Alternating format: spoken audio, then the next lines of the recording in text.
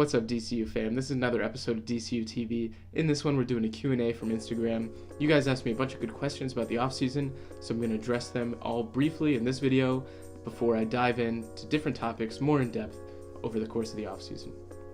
Make sure to follow DCU TV on Instagram if you want to get in on the next Q&A. But without further ado, let's get into it. The first question, I actually got two of the same from Ian and Matt. Thank you guys. I think that DC United's top priority this season should definitely be a center back. This is probably the most important question we could address over the offseason. And if you see a lot of DC United's goals that they conceded, it comes in the middle of their defense.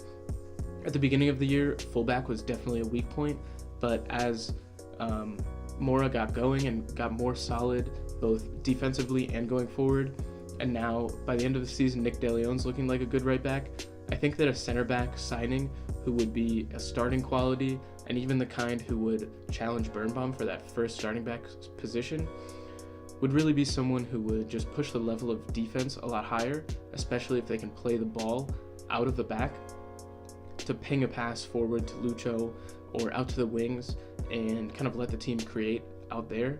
As you'll see in some of my coming videos, the center of DC United's defense really led to a lot of goals for them this year, conceding goals it is. And I think that it's a mix of positioning, miscommunication, and just general breakdown of the defensive structure that led to conceding those goals, and having a first choice quality center back who can pair with Birnbaum would really sort of strengthen that bond in the back. So the next question is, what moves do I think DC United should make in the offseason?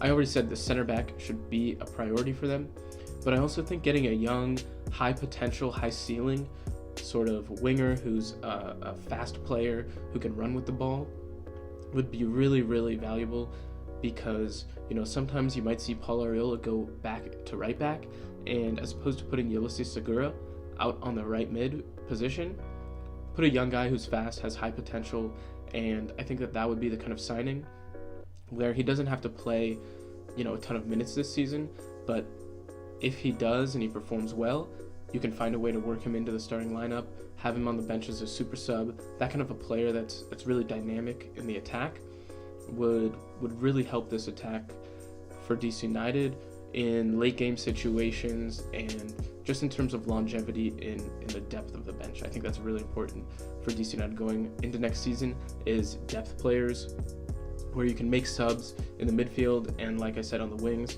because the starting lineup is really, really good, and you don't need to make a ton of changes to that, but adding depth like a good winger, and especially a young guy who, if he does perform well, he adds a lot of value for the team, whether they want to sell him or another player leaves and he can replace them. That sort of a situation I think should be what DC United's looking at. A kind of signing like Bruno Miranda, but he's likely to leave. A guy like that, who, like a young South American kind of player, he doesn't have to be a star when he comes in, but just a guy with a high ceiling. So the next question I got is, who do I think will stay and leave in the offseason? Now, there's a number of questions. I think that Darren Maddox is probably going to go. He's been a journeyman through his whole career, and he just had a career year despite playing the second half of the season on the bench, and I think he's going to want to carry that form onto another team, another place where he can be the starter for them, and look for another season where he's in double-digit goals. Having said that, relating to the last question, looking for a backup striker would be really important during this offseason. Another player that I think will leave is Ian Harkes. I really like Ian Harkes as a player, but I just don't see him getting too many opportunities with this team, especially the way you saw his playtime decrease towards the end of last season. Maybe I think Loudoun United would be a good opportunity for him to play USL, play consistent minutes, and just get more game time and get his feet under him as a professional a little bit more than he already does at DC United. I think that would be a good opportunity, and that's potentially a guy who would be leaving. One player that I hope will stay is Yamil Assad. He's on loan right now from his club in Argentina, and if he doesn't stay, I think that would be a big loss for DC United. They should definitely be able to pay a transfer fee for him, whatever they agreed to. And you saw how important of a piece he was for this team last season. And coming back from injury in the last few games of last year, he didn't perform well, but if you give him a rest over the offseason, let him fully recover, I think that's a worthwhile guy to make sure that stays in DC. One other guy that I think should stay with DC United is Chris Durkin. There have been rumors of Portuguese teams and German teams being interested in him, and that would be great for his, career development, getting a chance to play overseas. But I think having another year with DC United and more opportunities to play in the first team, really get his game under him, and just contribute to the team well would be important for DC United and him, because a good year for him raises his market value, and that means that he can potentially make a better move in his career going to Europe, and also DC United would be able to sell him for more money, so it benefits the club and him. I think it would be really, really important for him to stay, and that's just another guy who, whether it's him starting or Junior Moreno, they're both solid pieces to have in the starting lineup or as depth on the bench. Alright, so we get another question from Ian. Who would we like to see as a replacement for Ben Olsen, if anyone? Right now, I would say I want to see Ben Olsen back in DC next season, because give him a full year at Audi Field and he can really show what he can do with this new team that he has. They played so well towards the end of last year that it's really promising going into another year where they have a home stadium. Their schedule isn't as congested as it was towards the end of last year, and I think that Ben Olsen can really, keep the sort of tradition within DC United from being a player and just knowing what this club is all about.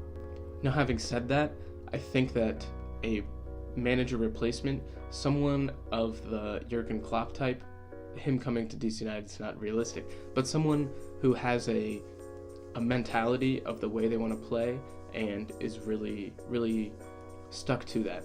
And Jurgen Klopp's style of game, I think, would fit DC United a lot, in that he has wingers who can score and cut in, and that's what Emil Assad and Paul Arriola bring.